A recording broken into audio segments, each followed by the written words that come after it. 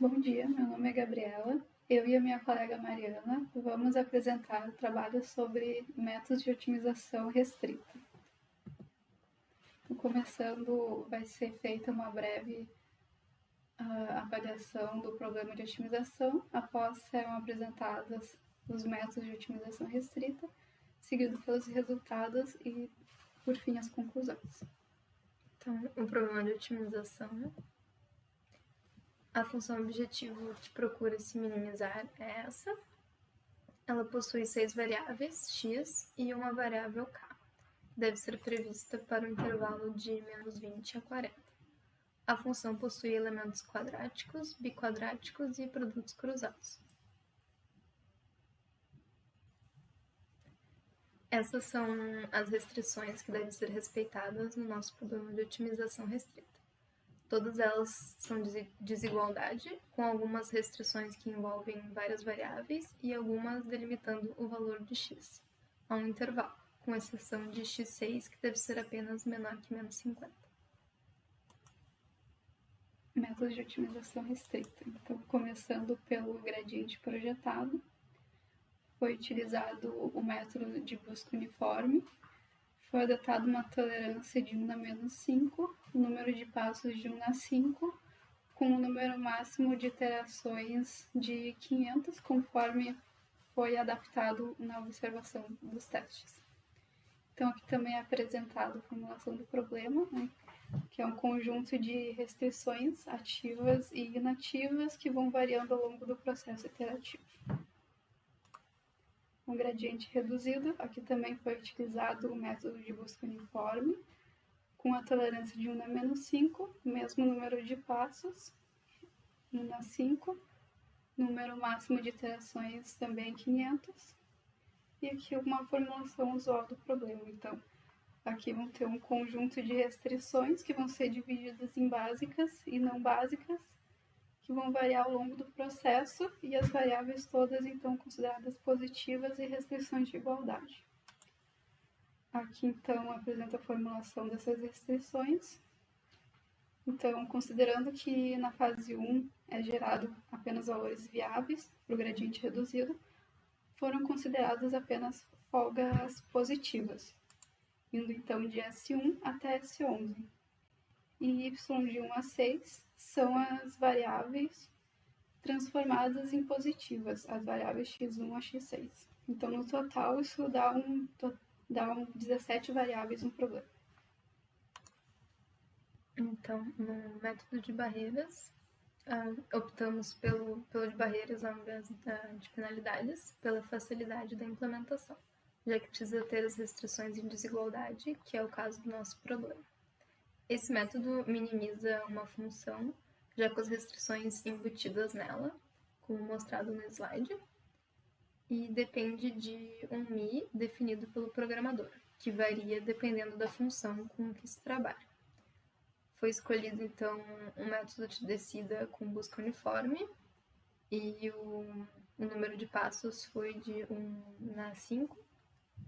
O número máximo de restrições é um pouco maior que os demais métodos, e avaliando com os pontos de inicialização utilizados e Ks, avaliou-se que o número de 50.000 era bom, e foi adaptado mi diferente para cada K, que viu-se que muda bastante o valor final da minimização de acordo com o mi. Então, na fase 1, o objetivo é encontrar uma solução viável para as nossas restrições, e foi escolhido o método gradiente reduzido por ser mais restritivo. As restrições e a função objetivo são adaptadas de forma a ter só igualdades e valores maior que zero, como foi mostrado anteriormente no gradiente reduzido. Mas foram adicionadas as folgas negativas para evitar que isso não aconteça no ponto de inicialização. Então, a função objetivo são as folgas negativas, como mostrado ali no slide, e procura-se zerá-las para obter um ponto de inicialização viável. Para o início de ponto de x0, foi utilizado um sorteio aleatório e um ΔB, para procurar um ponto de inicialização mais interno às restrições, já que o método de barreiras não lida muito bem com os pontos nos extremos e deseja-se comparar os métodos nesse trabalho. Então, os resultados.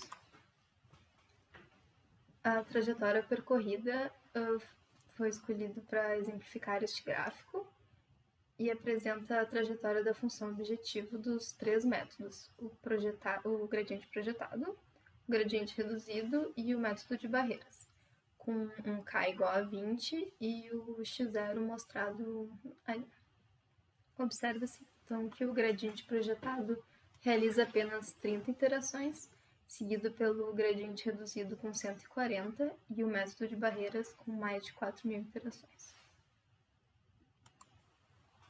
Bom, então também foi analisado a iteração de convergência para os métodos, inicializando cada K em cada método no mesmo ponto. Então, cada uma dessas colunas aqui foram feitas para o mesmo ponto nesses métodos diferentes. Então, o primeiro apresentado é o gradiente projetado, o segundo reduzido e o terceiro o de barreiras. Então, a gente vê que o projetado ele acabou realizando em média perto de 100 iterações, na maioria das vezes, exceto no K40, que realizou bem mais, perto de 300.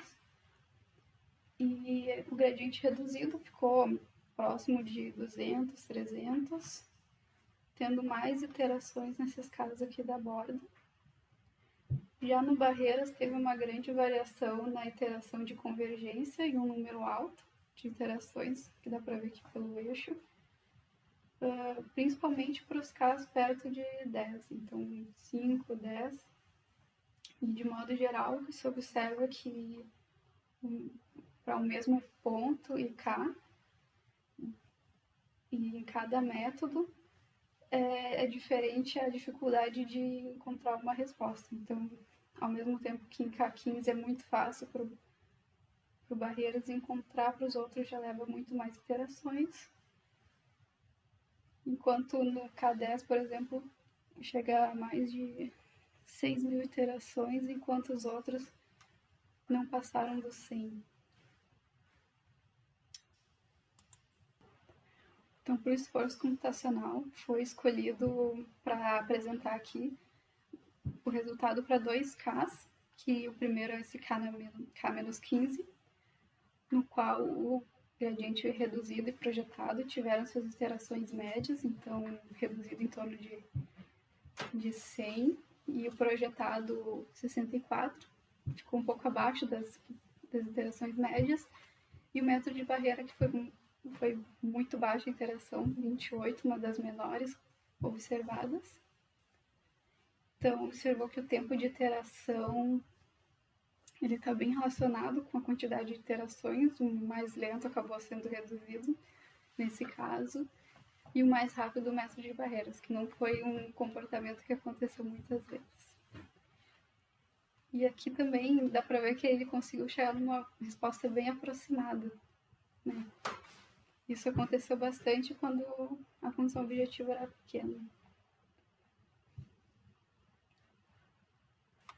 Bom, aqui eu apresento para o K igual a 40, então, que também apareceu naquele primeiro gráfico das iterações. Então, aqui foi escolhido esse K porque o projetado e reduzido tiveram umas iterações um pouco mais altas, e o método de barreira foi bem mais elevado. Então, aqui reforça um pouco a questão do tempo médio sendo bem relacionado com a quantidade de iterações e variando também para o K, né? Então, aqui o método de barreiras acabou sendo um pouco bem mais lento, com 10 segundos, com gradiente reduzido em 3 segundos e o projetado em 1 segundo. Em média, para os outros Ks, o método de barreira acaba variando bastante. O reduzido, no pior caso dele, teve uns 5 segundos, enquanto o projetado não passou de 3 segundos o tempo médio para resolver para outros casos, além desses que foram apresentados. Então, agora comparar a influência do Mi no método de barreiras. Observa-se uma grande diferença nos resultados de minimização da função objetivo em função do Mi. Quando bem ajustado, o método de barreiras consegue obter um valor bem próximo dos demais métodos apresentados. Mas pode-se ver que se for colocado um mi 10 vezes menor que o ideal estabelecido, encontra-se um valor muito superior na função objetivo. E se for 10 vezes maior, obtém-se um valor maior, mas nem tanto.